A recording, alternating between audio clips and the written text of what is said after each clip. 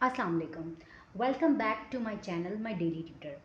आज हम ग्रेड 9 की बुक केमिस्ट्री का चैप्टर 2 एटॉमिक स्ट्रक्चर का सेक्शन बी जो है वो सॉल्व करने जा रहे हैं। मैं सेक्शन बी के तमाम आपको क्वेश्चन सॉल्व करवाऊंगी। अच्छा, क्वेश्चन सॉल्व करवाने से पहले मैं चाहती हूँ कि आपको इसमें जो मोस्ट इंपॉर्टेंट क्वेश्चन हैं आपके एग्ज़ाम्स के लिए वो मार्क करवा दूँ, जो आपको याद करने हैं। देखें तो ये जो इसके मिड के क्वेश्चन हैं ना, 3, 4, 5, 6 एंड 7, ये 5 क्वेश्चंस आपके लिए बहुत इंपॉर्टेंट है। आप इनको एग्ज़ाम्स के लिए तैयार कर लें।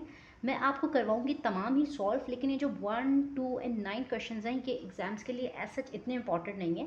जैसे कि जो पहला वाला क्वेश्चन है, आपको इसमें स्ट्रक्चर बनाना है आइसोटोप्स ऑफ क्लोरीन का। तो अगर ये आया भी आपके पास सवाल, तो ये आइसोटोप्स के सवाल के साथ ही मिल के आ जाएगा। मैं आपको ये बनाना सिखा देती हूँ कि आइसोटोप्स ऑफ क्लोरीन है क्या, लेकिन मेरी नज़र में जो इंपॉर्टेंट क्वेश्चंस हैं वो 3, 4, 5, 6 एंड 7 है। ठीक है, तो जी स्टार्ट करते हैं क्वेश्चन नंबर 1 के साथ। आपको सबसे पहले सवाल में कहा जा रहा है, draw the structure of isotopes of chlorine to justify the definition of isotopes. आपको आइसोटोप्स की डेफिनेशन को जस्टिफाई करने के लिए क्लोरीन के जो हैं आइसोटोप्स बना के दिखाने। अच्छा, इसका जवाब जो है वो आपके बुक के पेज नंबर 50 पे जो है आपको मिलेगा। ये यहाँ पे आपको क्लोरीन के जो हैं वो आइसोटोप्स बना के भी दिखाए हुए और उसके बारे में भी लिखा हुआ है। तो इसको मैं आपको समझाती हूँ। सबसे पहले स्टार्ट करते हैं हम आइसोटोप्स की डेफिनेशन से कि आइसोटोप्स होते क्या हैं। देखें, ऐसे एटम्स,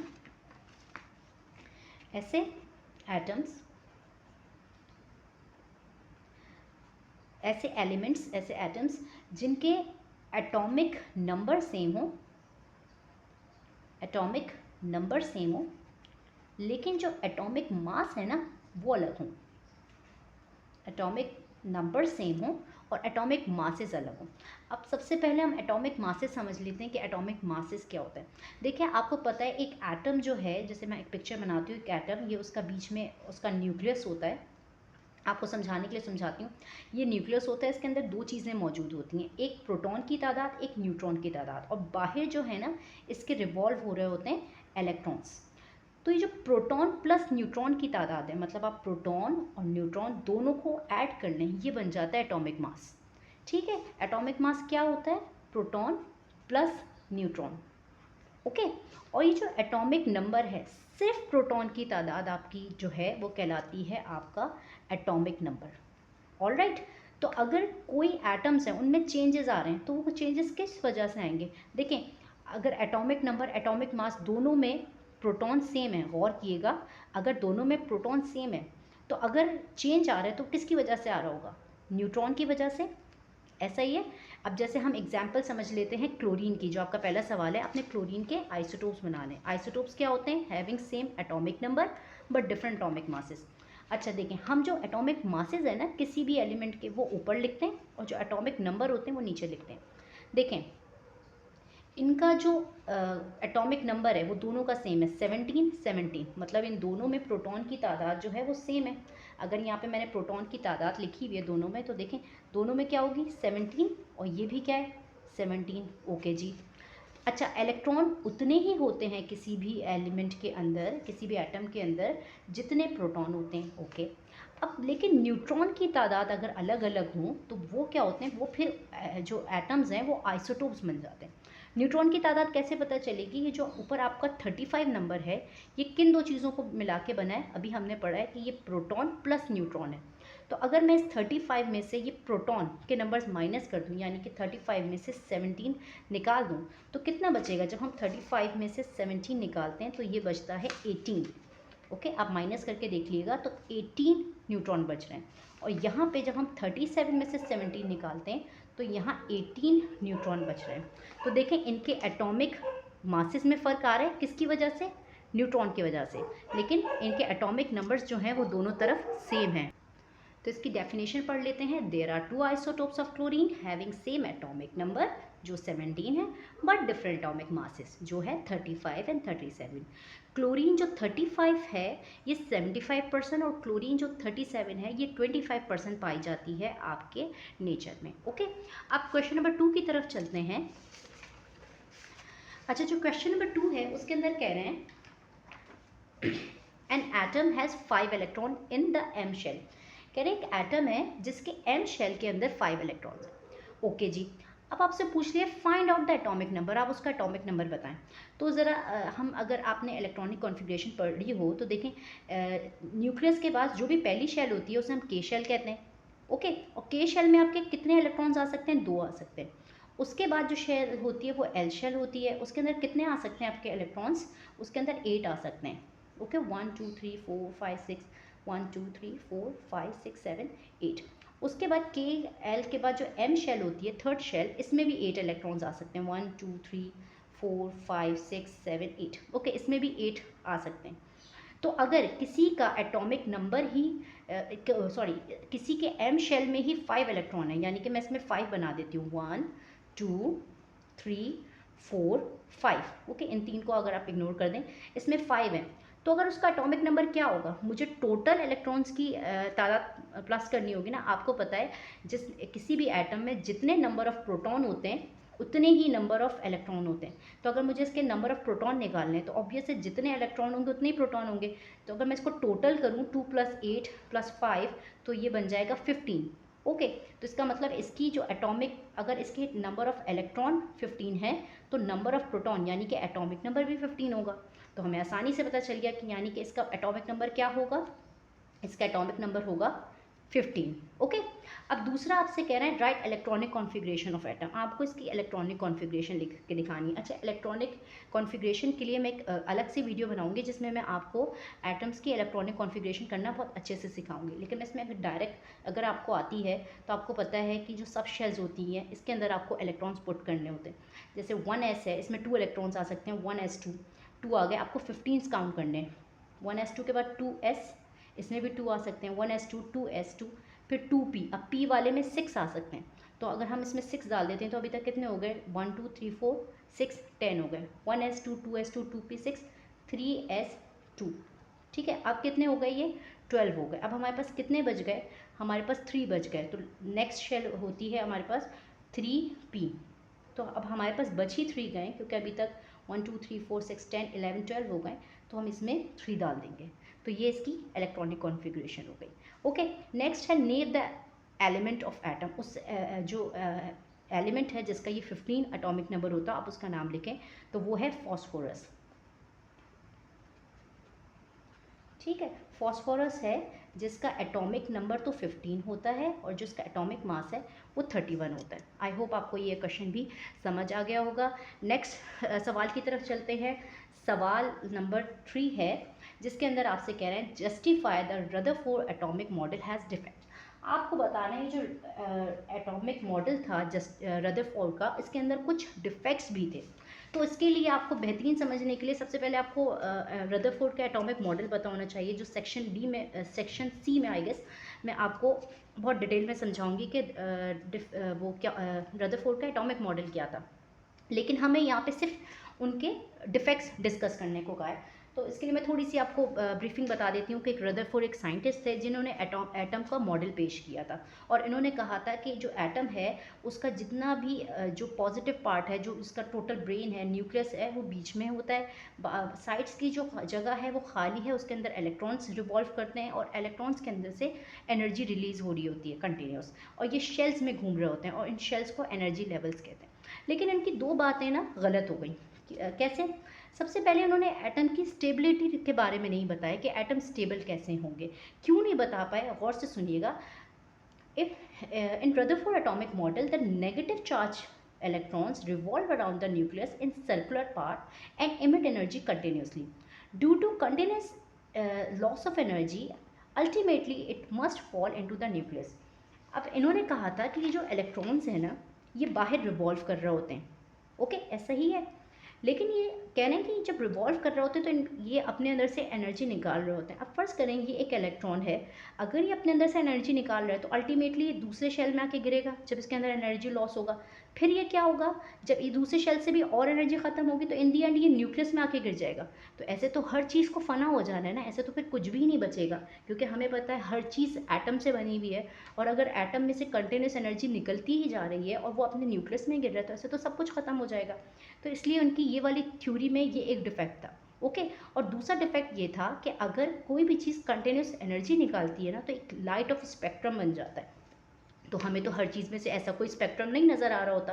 तो देखें यही बात लिखा हुआ है, if revolving electron emit energy continuously, अगर कंटिन्यूसली वो एनर्जी निकालेंगे, then there would be a continuous spectrum, तो आपको एक कंटिन्यूस स्पेक्ट्रम दिखाई देगा हर वक्त, जो कि हमें चीज़ों में नहीं दिखाई देता। ओके, तो अब क्वेश्चन नंबर 4 की तरफ चलते हैं। Describe wave particle duality of electrons of de Broglie hypothesis. देखें, डी ब्रॉगली एक साइंटिस्ट हैं जिन्होंने इलेक्ट्रॉन्स का डुअल नेचर, यानी कि इलेक्ट्रॉन्स के दो नेचर होते हैं, कभी कभी वो वेव की तरह बिहेव, पार्टिकल की तरह बिहेव करता है, और कभी कभी वो वेव की तरह बिहेव करता है। तो आपको ये डिस्क्राइब करना है क्यों, आपको इसकी छोटी सी डेफिनेशन लिखनी है। पहले मैं आपको डेफिनेशन बता दूँ आपके बुक के कौन से पेज में मिलेगी, देन मैं आपको इसे अच्छे से एक्सप्लेन करती हूँ। तो ये देखेंगे आपका बुक का पेज नंबर 43 है, आपको यहाँ पे इसकी डेफिनेशन मिलेगी और यहाँ पे इसकी एग्जाम्पल है। ठीक है, तो इसको मैंने, अच्छा इसको लॉन्ग में भी इन्होंने सवाल दिया हुआ है, जिसके अंदर आपको क्या करना है, आपको दो और साइंटिस्ट हैं आइंस्टाइन और प्लैंक, जिनके दो इक्वेशंस हैं, दो फार्मूलाज हैं, उनको कंबाइन करके आपको बताना है कि कैसे बना। तो ये आपके शॉर्ट सवाल में आपको नहीं पूछा, आपसे लॉन्ग में पूछा है, तो मैं आपको ये लॉन्ग में ही समझाऊंगी। शॉर्ट में आपसे सिर्फ जो इनकी हाइपोथेसिस थी, डी ब्रॉगली ने क्या बात कही थी ये पूछी है, तो मैं आपको ही समझाती हूँ। ठीक है, तो देखें इसका जवाब मैंने अपने पास लिखा हुआ है।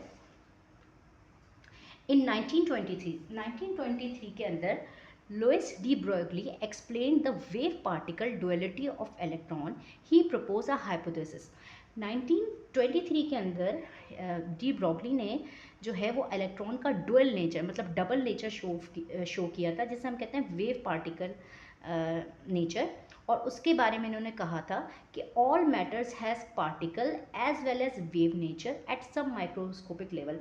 अगर हम सब माइक्रोस्कोप से देखें तो हर मैटर के जो पार्टिकल्स हैं, यानी कि वो इलेक्ट्रॉन्स हैं, उनका डुअल नेचर होता है। कभी कभी वो पार्टिकल्स की तरह बिहेव करते हैं, कभी कभी वो वेव्स की तरह बिहेव करते हैं। तो ज़रा मैं इसको आपको एक एग्जाम्पल के थ्रू समझाती हूँ। देखें, डी ब्रॉगली ने क्या किया, एक साइंटिस्ट थे जिन्होंने 1923 के अंदर एक एक्सपेरिमेंट किया। उन्होंने देखा कि जो इलेक्ट्रॉन्स हैं ना, ये दो तरह से बिहेव करते हैं। जैसे कभी ये बिहेव करते हैं वेव की तरह। वेव में देखें क्या क्या चीज़ें आ जाती हैं। वेव नेचर जो होता है, वेव के अंदर फ्रीक्वेंसी होती है, आप अपने मैट्रिक के फिजिक्स के चैप्टर में पढ़ रहे होंगे। वेव के अंदर फ्रीक्वेंसी, वेवलेंथ होती है, फ्रीक्वेंसी होती है, टाइम पीरियड होता है। तो जैसे फॉर एग्जांपल लाइट है, तो लाइट जो है ना वो कभी कभी बिहेव करती है वेव की तरह, कि उसके अंदर फ्रीक्वेंसी, वेवलेंथ, ये सब चीज़ें पाई जाती हैं। जैसे बहुत से एक्सपेरिमेंट हुए, इंटरफेरेंस एक एक्सपेरिमेंट है, पोलराइजेशन एक एक्सपेरिमेंट है, डिफ्रैक्शन एक एक्सपेरिमेंट है। तो डिफरेंट एक्सपेरिमेंट्स के थ्रू शो हुआ कि लाइट का जो नेचर है ना, लाइट जो बिहेव करती है वो वेव की तरह ट्रैवल करती है, ऐसे लाइक अ वेव। ओके, लेकिन कुछ और एक्सपेरिमेंट्स हुए, जैसे कि photo electric effect, quantum effect. इसके अंदर देखा कि जो लाइट है ना, ये पार्टिकल्स की सूरत में, एक फोटॉन्स, क्वांटम एनर्जी है, छोटी छोटी एनर्जी पार्टिकल्स की सूरत में बिहेव कर रही है। ओके, तो देखें कभी तो वो वेव की तरह बिहेव कर रही है लाइट, और कभी तो वो पार्टिकल के। तो इससे पता चला कि जो इलेक्ट्रॉन्स है ना, ये दो तरह का नेचर रखते हैं। ये sometimes according to the experiment, according to the behaviour, sometimes ये वेव की तरह बिहेव करते हैं, कोई भी पार्टिकल हो, कोई भी इलेक्ट्रोमैग्नेटिकल वेव हो, और समटाइम्स वो पार्टिकल की तरह बिहेव करते हैं। लाइक वेव और पार्टिकल का डिफरेंस आपको समझ आ रहा होगा। तो यही चीज़ उन्होंने बता दी कि all matters have particle as well as wave nature, कि पार्टिकल वाला भी नेचर होता है और वेव नेचर भी। जैसे कि लाइट की एग्जांपल जो मैंने आपको समझाई है, तो लाइट की एग्जांपल है अ लाइट और एनी इलेक्ट्रोमैग्नेटिक वेव, कोई भी इलेक्ट्रोमैग्नेटिक वेव हो, can also exhibit the property of particle, और a particle can exhibit the nature of wave. एक पार्टिकल वेव बन सकता की तरह का नेचर, या एक जो वेव है वो पार्टिकल तरह का नेचर। मतलब आप कह नहीं सकते कि ये इलेक्ट्रोमैग्नेटिकल वेव है तो ये सिर्फ वेव की तरह ही बिहेव करेगी, पार्टिकल की तरह नहीं, ऐसा नहीं। दोनों तरह से बिहेव कर सकता है कोई भी लाइट या इलेक्ट्रोमैग्नेटिकल वेव। डिपेंड करता है कि एक्सपेरिमेंट क्या किया जा रहा है। ओके, तो ये कैसे होते हैं, ये इंटरचेंजेबल इन नेचर होते हैं। ये तमाम चीज़ें, लाइट या इलेक्ट्रोमैग्नेटिकल वेव कैसे हैं, इंटरचेंजेबल, मतलब अकॉर्डिंग टू द कंडीशन अपने आप को चेंज करने वाले। कुछ एक्सपेरिमेंट्स में ये वेव की तरह बिहेव करेंगे, तो कुछ एक्सपेरिमेंट्स में ये पार्टिकल की तरह बिहेव करेंगे। ओके, तो आई होप ये आपको सवाल समझ आया होगा। नेक्स्ट क्वेश्चन की तरफ चलते हैं। क्वेश्चन नंबर 5 है, what are the limitations of Bohr's atomic model. Bohr's भी एक साइंटिस्ट थे जिन्होंने एटम का मॉडल पेश किया था, लेकिन इनकी भी कुछ गलतियां थी, ये भी कुछ चीज़ों में फेल हो गए थे एक्सप्लेन करने के लिए। इसका जो जवाब है आपको आपकी पेज नंबर 43 में मिलेगा, limitations of Bohr atomic model. अच्छा, ये कुछ चीज़ें जो हैं वो शो नहीं कर पाए थे, जैसे कि Bohr's atomic model of an atom fail to explain Zeeman effect. ये एक जेमन इफेक्ट एक इफेक्ट है, एक एक्सपेरिमेंट है जो आपको फर्स्ट ईयर में पढ़ाया जाएगा, सेकेंड ईयर में आपको अच्छे से एक्सप्लेन, ये उस अफेक्ट को जो है वो नहीं डिस्क्राइब कर पाए थे। It is also fail to explain the Stark effect. Stark effect भी एक्सपेरिमेंट है, ये उसको भी एक्सप्लेन नहीं कर पाए थे। ठीक है, आप कोई भी 3 पॉइंट्स जो हैं इसके आपको याद कर लेने हैं। जैसे आप इसका ये वाला कर सकते हैं, it could not explain the spectra obtain from large atom. अगर एक लार्ज एटम में से स्पेक्ट्रा निकल रहा है तो वो किस तरह निकल रहा है, ये चीज़ें वो एक्सप्लेन नहीं कर पाए थे। तो ये आपने इसमें से कोई से भी 3 जो है अपने एग्जाम्स के लिए याद कर लेने हैं। वो बोहर्स के एटॉमिक मॉडल की लिमिट्स, कि क्या चीज़ों पे वो लिमिटेड थे, वो नहीं एक्सप्लेन कर पाए थे। ठीक है, तो अब चलते हैं नेक्स्ट क्वेश्चन की तरफ। आपको शेल्स और ऑर्बिटल सब शेल्स के बीच में डिफरेंस बताने कि शेल्स किसे कहते हैं और सब शेल्स किसे कहते हैं। तो इसको पहले मैं ज़रा एक पिक्चर बना के आपको शो कर देती हूँ। देखिए, हमने अभी एटम के अंदर पढ़ा ना कि एटम के अंदर जो न्यूक्लियस होता है, न्यूक्लियस के बाहर शेल्स होती हैं। पहली शेल होती है के, दूसरी होती है एल, तीसरी होती है एम। इसके अंदर इलेक्ट्रॉन्स घूम रहे होते हैं, ऐसा ही है ना, इसमें इलेक्ट्रॉन्स रिवॉल्व हो रहे थे। लेकिन जब इसके अंदर इलेक्ट्रॉन्स रिवॉल्व होते हैं तो बेटा वो इलेक्ट्रॉन्स जो है ना, इसके अंदर भी मजीद शेल्स होती है, मतलब शेल के अंदर शेल, जिसे हम कहते हैं सब शेल। शेल के इनर, अंदर शेल, जिसे हम कहते हैं सब शेल। ठीक है, उसमें जाके ये रिवॉल्व हो रही होती हैं। तो आपने शेल्स और सब शेल्स के बीच में डिफरेंस बताना है। जैसे कि फॉर एग्जांपल शेल्स हैं आपकी के, एल, एम, एन, तो आपकी सब शेल्स आ जाती हैं S, P, D and F. ठीक है, यानी शेल्स के अंदर शेल्स, आपको इन दोनों का डिफरेंस बताना है। और ये आपको आपके मैं डिफरेंस लिखा हुआ भी है, मैं आपको अभी समझाती हूँ, और आपके बुक में भी टॉपिक है। ये देखें, आपको समझाने के लिए आपके बुक के पेज नंबर 46 पे एक छोटा सा चार्ट बना हुआ है। जैसे फॉर एग्जांपल आपकी एक शेल है के, तो के के अंदर एक ही शेल होती है एस, जिसके अंदर इलेक्ट्रॉन्स घूम रहे होते हैं। ओके, एल शेल है, एल के अंदर 2 सब शेल्स होती हैं एस पी, जिसके अंदर इलेक्ट्रॉन घूम रहे होते हैं। इसी तरह से एम में 3 शेल्स होती हैं, एन में जो है वो 4 शेल्स होती है। अच्छा, किस शेल में कितने इलेक्ट्रॉन्स घूम सकते हैं, के में कितने, एल में कितने, एम में कितने, एन में कितने, ये एक फॉर्मूला है एन की पावर, जिससे हम शो करते हैं। जैसे कि आपकी अगर फर्स्ट शेल है ना, देखें ये यहाँ पे के आपकी फर्स्ट शेल है, फर्स्ट शेल, तो इसका मतलब एन 1 है। तो एक फॉर्मूला होता है 2n की पावर 2। ठीक है, अगर आपकी फर्स्ट शेल है तो आप लिखेंगे 2 1 ज़ा 1 की पावर 2, तो 1 1 ज़ा 1, 1 2 ज़ा 2। तो इस तरह से निकला है कि जैसे फर्स्ट शेल में 2 इलेक्ट्रॉन्स घूमेंगे, इसी तरह से 2n की पावर 2, तो आपको जब 2 2 ज़ा 4, 4 2 ज़ा 8, मतलब एल शेल में 8 इलेक्ट्रॉन्स। ये हमारा टॉपिक नहीं है, लेकिन मैंने आपको साथ समझा दिया कि इस तरह से शेल्स के अंदर कितने इलेक्ट्रॉन्स घूम सकते हैं वो बताया जाता है। और जब इस शेल में के, एल, एम, एन में इलेक्ट्रॉन्स घूमेंगे तो वो भी इसके और मज़ीद सब शेल्स में, यानी कि जिस तरह से ये एस, पी, डी, एफ है, इनके अंदर जाके घूमेंगे। तो ये शेल और सब शेल का डिफरेंस है, यही मैंने अपने पास लिखा हुआ है। Each shell is specified represent by the value of n. अभी मैंने आपको बताया ना कि हर शेल को वैल्यू ऑफ एन से शो किया जाता है। जैसे के शेल को 1 है, एल शेल 2 है, एम शेल 3 है। इस तरह से देखें, एन शेल के जो है 1 है, एन 2 शेल एल है, एम जो है आगे यहाँ पे एन जो है वो 3 शेल है, एन 4। ठीक है, और इसमें क्या होता है, each subshell is specified by the value of 0 1 2 3 4। इनको 0 1 2 3 की वैल्यू से शो किया जाता है। और जो है के शेल, इसके अंदर एक सब शेल होता है एस, हमने अभी पढ़ा। एल शेल में 2 होते हैं S P.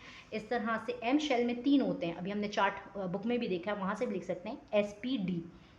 S P D shells होता है। एन शेल्स में 3 होते हैं एस पी डी एफ सब शेल्स। ये 4 शेल्स होते हैं एन के अंदर, आपकी बुक में भी चार्ट बना हुआ है। Using formula n2 to determine the total number of electrons in a shell. एक शेल में कितने इलेक्ट्रॉन्स आएंगे ये n2 से डिनोट करेंगे। ये आपको भी मैंने टोटल ये भी अभी बुक से बनाना सिखाया है कि किस तरह से आप बताएंगे किस में कितने शेल्स आएंगे। और इसमें सब शेल्स में इसके आपको याद करने होंगे, यानी कि जो अगर एस शेप सब शेल है तो इसमें सिर्फ 2 इलेक्ट्रॉन रिवॉल्व करते हैं। अगर किसी की पी भी है तो उसके अंदर 6 इलेक्ट्रॉन्स रिवॉल्व करते हैं। इस तरह से डी में 10 और एफ में 14 इलेक्ट्रॉन्स रिवॉल्व करते हैं। ओके, तो ये शेल और सब शेल का आपका डिफरेंस हो गया है। नेक्स्ट सवाल की तरफ, नेक्स्ट क्वेश्चन है जिसके अंदर आपसे कह रहे हैं how the atom of O17/8 और O16/8 आर सिमिलर और डिफरेंट टू ईच अदर। ये जो दोनों ऑक्सीजन के एटम्स हैं जिनके ऊपर एटॉमिक नंबर, तो नीचे एटॉमिक नंबर तो सेम है 8 अगर आपको नज़र आ रहा हो, नीचे दोनों 8 है, लेकिन ऊपर अलग है, ये एक 17 है एक 16 है। तो ये क्यों सेम है दोनों ऑक्सीजन के एटम्स और क्यों अलग हैं? तो अगर आपको मेरा पहला सवाल बहुत अच्छे से समझ चुके होंगे तो आप इसका जवाब खुद दे पाएंगे कि ये दोनों जो हैं वो ऑक्सीजन के आइसोटोप्स हैं जिनके एटॉमिक नंबर तो सेम है बट एटॉमिक मास अलग है। तो देखिए मैंने अपने पास जवाब लिखा हुआ है, there are the 2 isotopes of oxygen having same atomic number that is 8 but have different atomic masses that is 17 and 18। तो इनके एटॉमिक मास सेम है और मासेस अलग हैं और ये दोनों आइसोटोप्स हैं ऑक्सीजन के। ओके, लास्ट सवाल की तरफ चलते हैं, क्वेश्चन नंबर 9 की तरफ, जिसमें आपसे कह रहा है write down the name of subatomic particles and their masses and charges. जो मैंने आपको कहा था आप याद कर लें, पेपर के लिए इतना इंपॉर्टेंट नहीं है, नॉलेज के लिए करने तो ठीक है। आपने क्या करना है, सब एटॉमिक पार्टिकल्स मतलब एटम के अंदर जो पार्टिकल्स होते हैं, 3 पार्टिकल्स पाए जाते हैं ना, इलेक्ट्रॉन प्रोटॉन न्यूट्रॉन, आपने इनके चार्जेस बतानी है, इनके ऊपर इस पे क्या क्या चार्जेस होती हैं ये मैंने चार्जेस लिखी हुई हैं, और आपने इनके मासेस, इनका वेट क्या होता है बताना है, मैंने इनके मासेस भी लिखे हुए हैं। तो यहाँ हमारा सेक्शन बी जो है वो कवर होता है। इंशाल्लाह नेक्स्ट वीडियो में मैं आपको सेक्शन जो है लॉन्ग क्वेश्चंस का करवाऊंगी। वीडियो प्लीज़ पसंद आई हो तो लाइक सब्सक्राइब और शेयर कीजिएगा। थैंक यू, अल्लाह हाफिज़।